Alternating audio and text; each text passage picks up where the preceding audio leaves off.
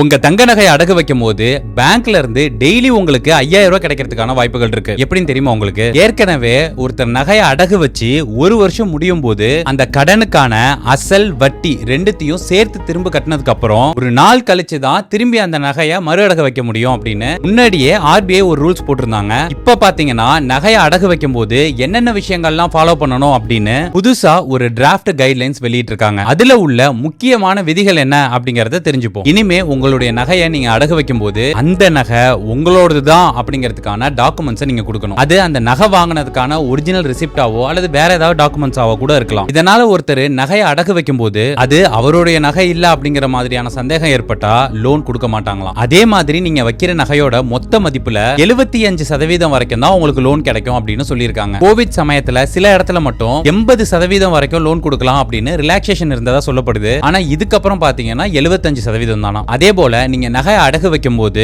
அந்த நகையோட பியூரிட்டியை செக் பண்ணிட்டு அதை சர்டிபிகேட்டாவே போட்டு உங்களுக்கு ஒரு காப்பி கொடுத்துட்டு அவங்களுக்கு ஒரு காப்பி வச்சுப்பாங்களாம். ஏன்னா பின்னாடி இது சம்பந்தமா எந்த பிரச்சனையும் வந்துடக்கூடாது அப்படின்னு. நீங்க நகையை திருப்பும் போதும் அந்த சர்டிபிகேட்ல போட்டிருக்க பியூரிட்டி இருக்கா அப்படிங்கறத செக் பண்ணிட்டு அந்த நகையை நீங்க திரும்ப வாங்கிக்கலாமா. அதே போல ஒரு தனி மனுஷனுக்கு பாத்தீங்கன்னா அவரு அடகு வைக்கிற மொத்த நகைகளோட எடை 1 கிலோவை தாண்டக்கூடாது. அப்புறம் உங்களுக்கு லோன் கொடுக்கறவங்க உங்களோட ஒரு தெளிவான அக்ரிமெண்ட்டும் போடணும். அந்த அக்ரிமெண்ட்ல பல தகவல்கள் இருக்குமா. நீங்க அடகு வச்ச நகைகள் எவ்வளவு பியூரிட்டி, எத்தனை நகைகளை அடகு வச்சிருக்கீங்க, அதை திருப்பறதுக்கான டைம் லைன், அப்படி திருப்பலனா அதை எவ்வளவு காலம் கழிச்சு ஏலம் விடணும், எந்த சூழ்நிலையில அது ஏலம் விடப்படணும், இந்த மாதிரி பல தகவல்கள் அதுல இருக்கணுமா. தங்க நகை கடன் தர சில நிறுவனங்கள் வணிக நெறிகள் எல்லாம் மீறி செயல்படுறாங்க. அதையெல்லாம் கட்டுப்படுத்துறதுக்காக தான் இந்த மாதிரி ரூல்ஸ் எல்லாம் கொண்டு வரும் அப்படின்னு நிதியமைச்சர் நிர்மலா சீதாராமன் அவர்கள் சொல்லியிருக்காங்க. அப்புறம் ஒரு நாளைக்கு 5000 ரூபாய் கிடைக்கும் சொன்னால அதை பத்தி சொல்லவே இல்லையே. அதாவது உங்களுடைய நகையை மீட்கிறதுக்காக நீங்க முழு தொகையை கட்டினதுக்கு அப்புறம் அடுத்து 7 வேலை நாட்களுக்குள்ள அந்த நிறுவனமோ அல்லது பேங்கோ உங்களுக்கு உங்களுடைய நகையை அவங்க திரும்ப கொடுத்துடணும். ஒருவேளை அதுல காலதாமதம் ஏற்பட்டுச்சுன்னா